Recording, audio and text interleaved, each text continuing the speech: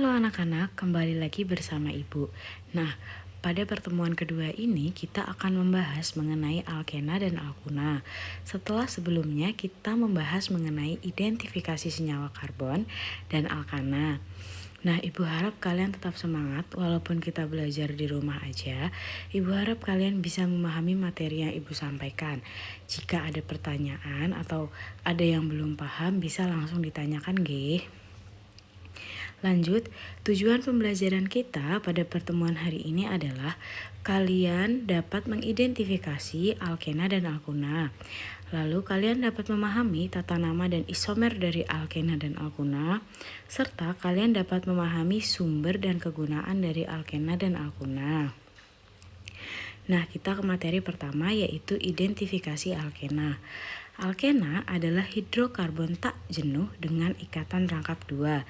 Jadi diingat ya, kalau alkana itu tunggal, alkena itu rangkap 2, dan alkuna nanti setelah ini. Nah, dengan rumus molekul alkena itu adalah CnH2n. Jadi diingat kalau alkana itu CnH2n plus 2, kalau alkena itu CnH2n. Gitu ya. Nah, contohnya adalah itu ada rangkap 2-nya namanya adalah etena. Gitu ya. Kita lanjut ke identifikasi alkuna. Jadi alkuna itu apa sih? Alkuna adalah hidrokarbon tak jenuh dengan ikatan rangkap 3.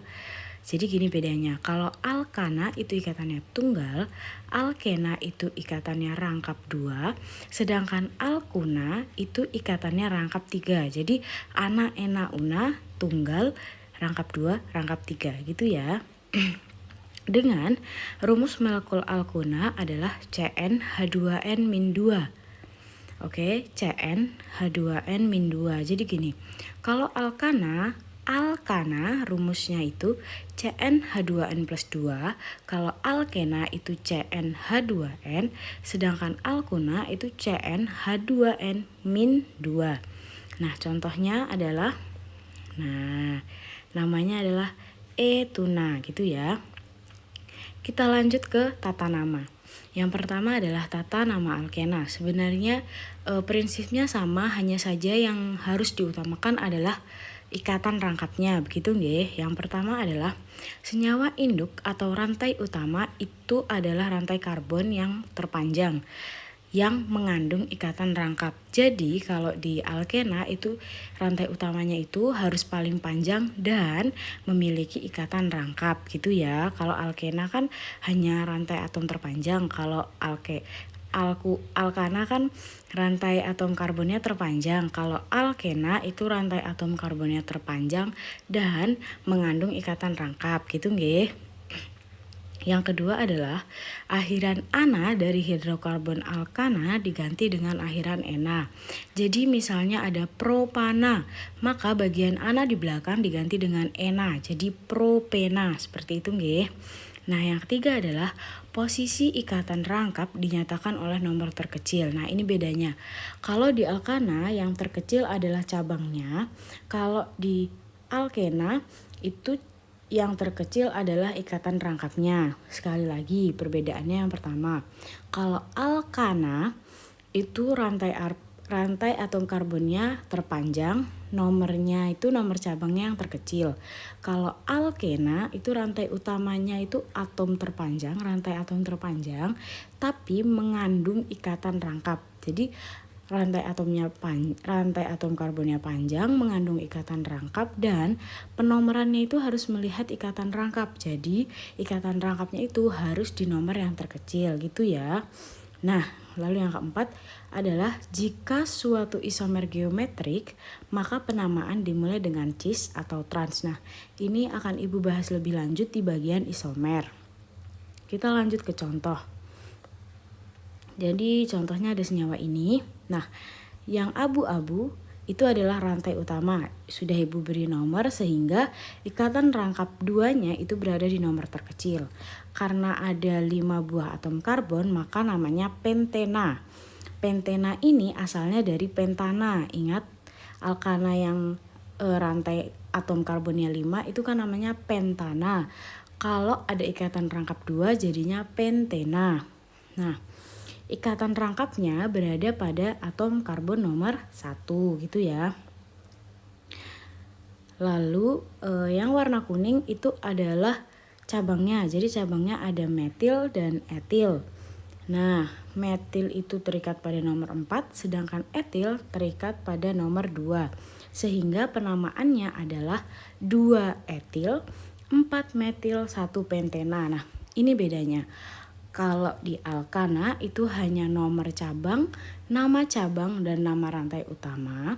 Kalau di alkena itu harus ada nomor ikatan rangkapnya. Jadi 1 itu adalah nomor dari ikatan rangkap. Jadi 2 etil. 2 kan nomor si cabangnya, cabang etil. 4 itu juga nomor cabangnya. Nah, 1 itu adalah nomor ikatan rangkapnya. Jadi 2 etil, 4 metil, 1 pentena.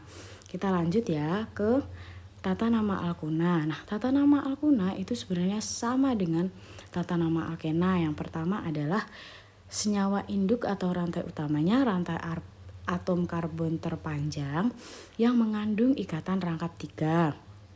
Yang kedua adalah, nah ini bedanya, akhiran ana pada homolog alkana itu diganti dengan una. Jadi kalau misalnya tadi propana jadi propuna kalau di alkuna. Jadi belakangnya diganti dengan una.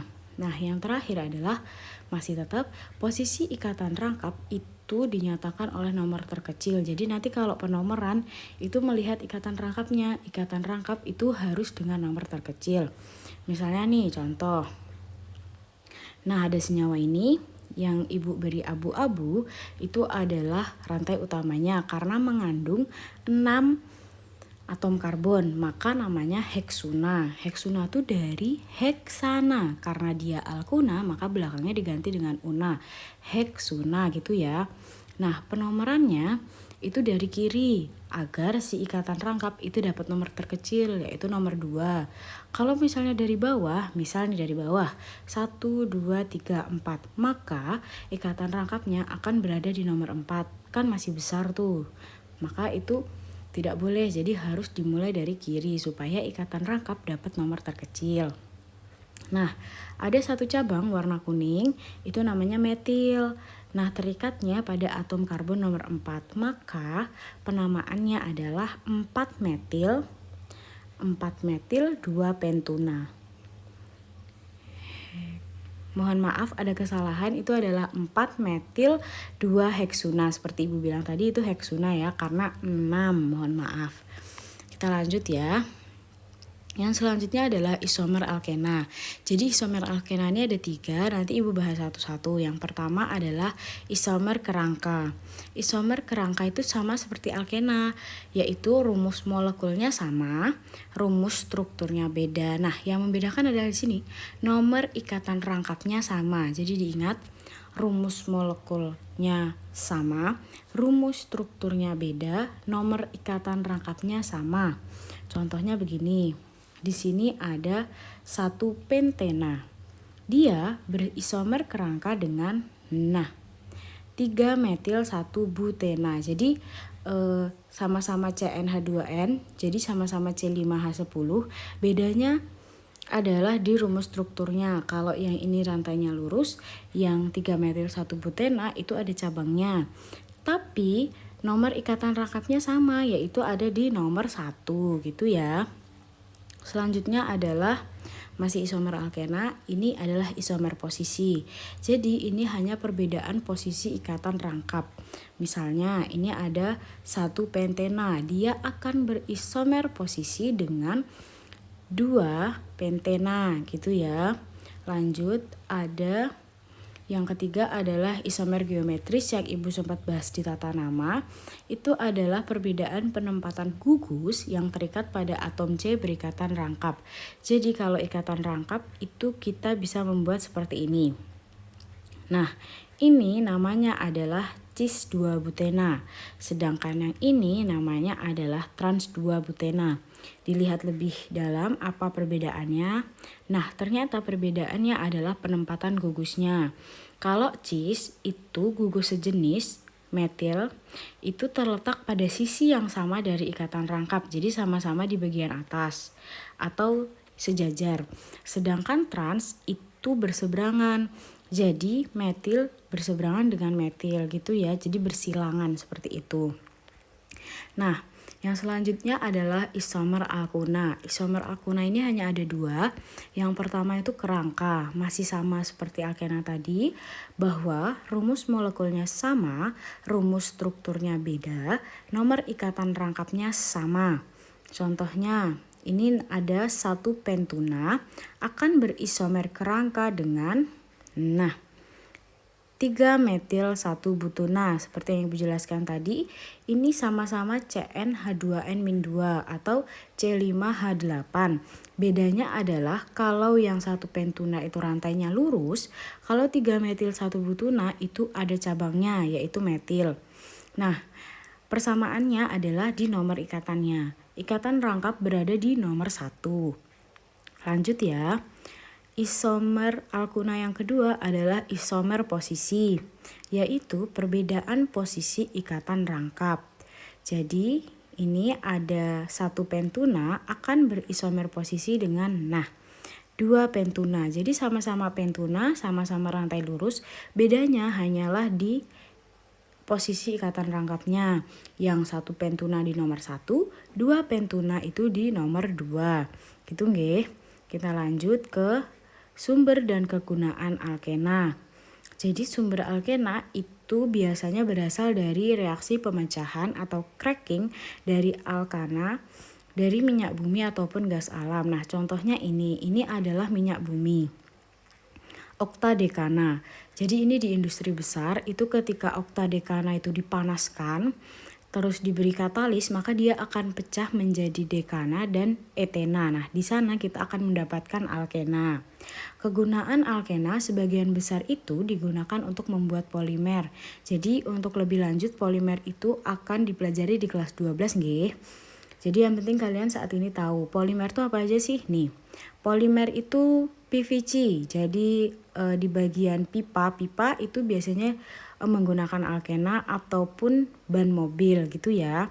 Itu namanya polimer karena karet-karet seperti itu. Lanjut kita ke sumber dan kegunaan alkuna. Nah, kalau alkuna itu biasanya diperoleh dari gas rawa, batu bara, dan minyak dalam jumlah yang terbatas. Jadi kalau di alam itu dia jumlahnya terbatas. Tapi kalau di industri itu bisa dibuat secara banyak gitu loh. Jadi skala industri kan itu bisa lebih banyak mendapatkan alkuna. Gitu dengan reaksinya pembakaran tidak sempurna dari metana. Nah, pembakaran akan kita bahas di bab selanjutnya. Jadi ini ada metana CH4 yang dibakar. Jadi dibakar itu artinya bereaksi dengan oksigen. Itu akan menghasilkan etena dan uap air. Ini dalam industri ya. Jadi kalau di kehidupan sehari-hari kita tidak bisa langsung membakar metana seperti itu langsung dapat etuna gitu, tidak bisa gitu ya. Jadi diingat sebagian besar alkuna itu berasal dari industri dengan reaksi pembakaran tidak sempurna dari metana. Kegunaannya buat apa sih Bu? Nah, kegunaannya biasanya itu untuk proses pengelasan. Jadi gas untuk mengelas itu biasanya dari alkuna gitu atau bahan-bahan baku untuk pembuatan senyawa organik. Itu misalnya kayak alkohol itu kan organik. Nah, itu biasanya menggunakan alkuna. Gitu ya. Terima kasih. Jika ada pertanyaan bisa langsung ditanyakan di forum Google Classroom ataupun kalian bisa langsung menanyakannya di grup WA kita gitu nggih. Semoga apa yang Ibu sampaikan dapat dipahami. Terima kasih. Wassalamualaikum warahmatullahi wabarakatuh.